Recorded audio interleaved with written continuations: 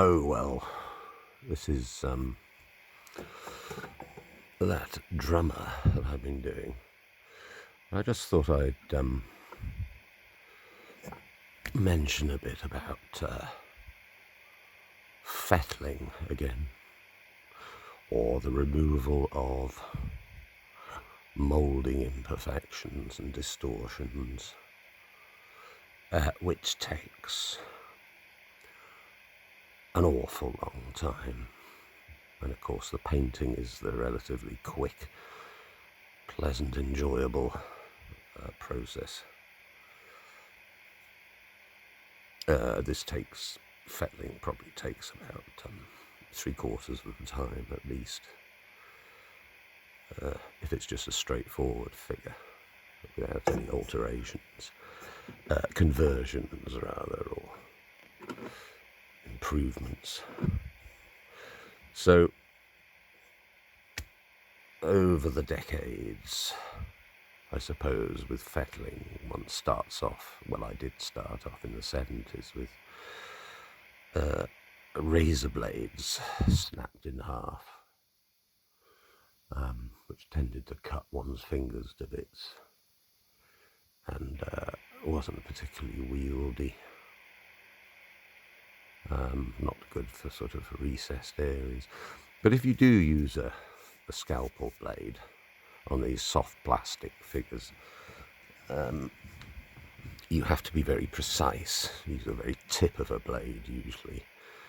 And I find a sort of hook blade is probably the best.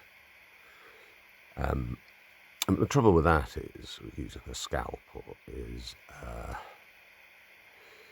it's very difficult in some places to achieve a curve, because you're taking a number of micro slices, I suppose. So you get a series of flats, as it were, where you cut. But the trouble with that is you have to be extremely precise, and if you miss a bit, then it will tend to fluff up. This soft plastic, when you file or scalpel it, or scrape it rather. Scalpeling, if you're precise, you won't get it, but it's very difficult. Takes a lot of patience and skill, and you wear out the tip of the scalpel blades quite quick, because that's the only part you're using. Now the other alternative to all that is you put some very thin superglue all over the figure, or the bits you're going to be doing. Just very thin, and what it does is it makes the surface more like hard plastic, so you're able to use abrasion instead of cutting. I just found that these things tend to work best. These little Dremel. Actual files, needle files and the like, are a bit pointless, because you're only ever using the very tip anyway. So you might as well use something like this, which come in all different shapes and sizes. Diamond encrusted things.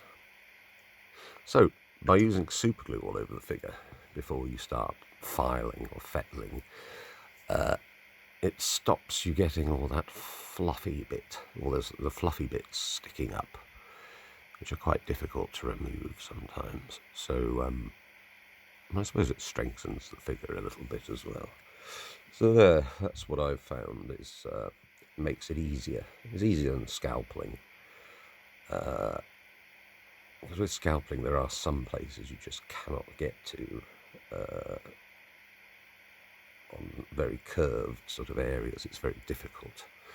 So you end up doing some scraping anyway and causing fluffy bits. So yes, that's what I'm doing from now on for these soft plastics, just giving them a very thin covering of superglue first, which stops you getting the fluffy bits. But they do, if they do get any bits sticking up, then they come off very easily. Let me just demonstrate, if I can.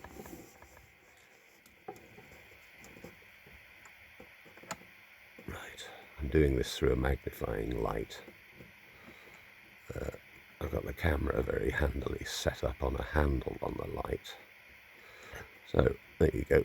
It's not actually fluffing up, it's just being nicely abraded down without any sticky up bits.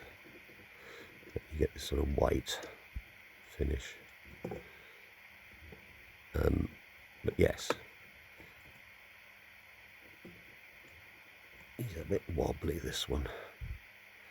Aren't they all? So anyway, this is yes, you get the idea, I suppose.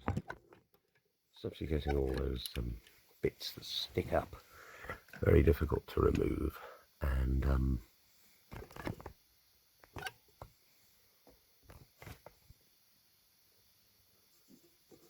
yes, you end up with a more of a hard plastic surface.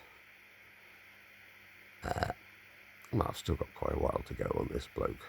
Things like his drumsticks especially, but the thin super glue on tends to spread over the figure anyway. His head's come off once or twice. Glue that back on. I'll sort what's its tensioning things, like ropes on it simulated on the drum. I need to just tidy some of them up. I think I've got the basic pattern there. It's just a matter of sort of hiding some of the ones underneath that diagonal ones, which shouldn't really be there. But also the rope should be double on the top rim in pairs. Still, it's probably good enough. Right, more fettling, I suppose. Bye.